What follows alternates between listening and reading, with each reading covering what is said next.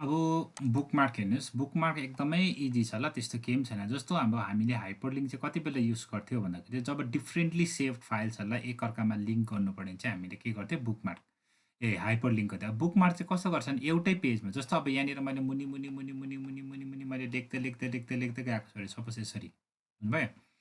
जस्तो अब यहाँनिर मुनि भोलिको दिनमा मैले 100 पेज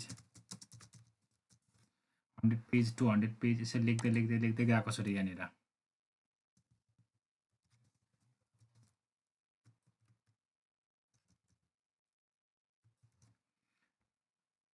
सो सबै मैले अब यहाँनिर यसरी हेडिङ दिँदै च्याप्टर वाइज यसरी नाम दिँदै मैले यसरी पेजहरू थुप्रो थुप्रो थुप्रो थुप्रो लेखेर गएको छु अरे, यसरी लेखेर राखेको छु अरे। सपोज यो मैले नेक्स्ट पेजमा गएँ, त्यसरी नै यो अर्को गएँ। अब थुप्रो मल्टिपल पेज हुन्छ नि तपाईँको 100 200 300 1000 5000 यस्तो वर्ड कन्टिन्यू यसरी पेज हुँदाखेरि तपाईँले लास्ट पेजदेखि टप पेज जानु तपाईँलाई साह्रो पर्छ। यसरी स्क्रोल त्यो तपाईँको माउसले स्क्रोल अप गरेको गर्नुपर्यो कि यहाँबाट यसरी गर्नु पऱ्यो भनेपछि यता मल्टिपल पेज छ नि त यो बटन पनि सानो हुन्छ, जति बेसी उयो हुँदै जान्छ यसको साइज गर्दा। त्यस कारण एक्ज्याक्टली कुन चाहिँ पेजमा जानु चाहनुहुने त्यो पेजमा तपाईँ जानु सक्नुहुन्न।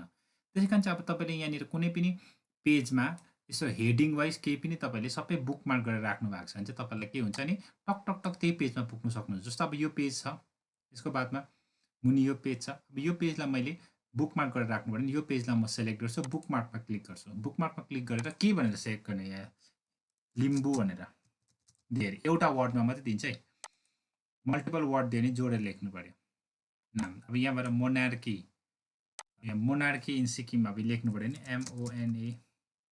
MONARCHY ड्यास गरेर सिक्किम जोडेको हुनु पऱ्यो, जोइन हुनु पऱ्यो। अब यहाँनिर यो पनि एड हुँदैन यहाँनिर, देख्नु पायो। त्यसै कारण चाहिँ यो सिङ्गल वर्ड। अब यो ड्यासले भएन, अन्डर स्कोर मेबी काम गर्नुपर्ने, अन्डर स्कोर गरे सिक्किम, अन्डर स्कोर चाहिँ काम गर्छ। यसरी दुईवटा वर्ड लेख्नु छ भने चाहिँ अन्डर स्कोर युज गरेर गर्ने, एड गरे। अब सिङ्गल वर्ड मात्रै युज गर्ने, मल्टिपल वर्ड। अब त्यसरी मलाई यो पनि बुकमार्क गरिराखेँ। अब यसलाई मैले ओसेन भनेको थिएँ,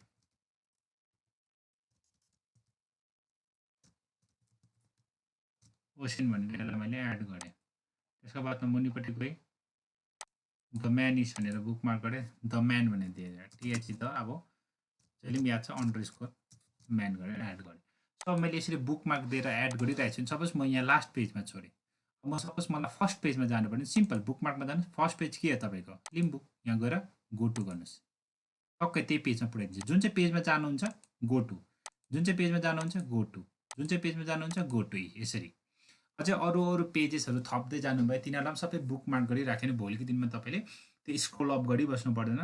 तपाईँ कुन जग्गामा जाने त्यो टार्गेटेड पेजमा तपाईँ बुकमार्कको थ्रु सजिलै जान सक्नुहुन्छ, बुझ्नुभयो। सो यो चाहिँ भयो बुकमार्क। अब इन्टरनेटहरूतिर बुकमार्क कसरी युज, बुकमार्कको युजेस डिफ्रेन्ट, इन्टरनेटतिर बुकमार्क कसरी युज गर्नु म त्यो बादमा इन्टरनेटकै च्याप्टरमै सिकाउँछु। र यो चाहिँ भयो हाम्रो bookmark. So bookmark very easy, यसमा केही पनि साह्रो छैन ल। र अन्त अब यसलाई डिलिट गर्नु पनि यहाँबाट डिलिट गर्नु पनि सक्छ, छैन नि बुकमार्क नराख्ने भने डिलिट गर्नुहोस्, अझै एड गर्ने भने एड गर्नुहोस् ल, एकदम सजिलो छ। So thank you so much, आज यति नै।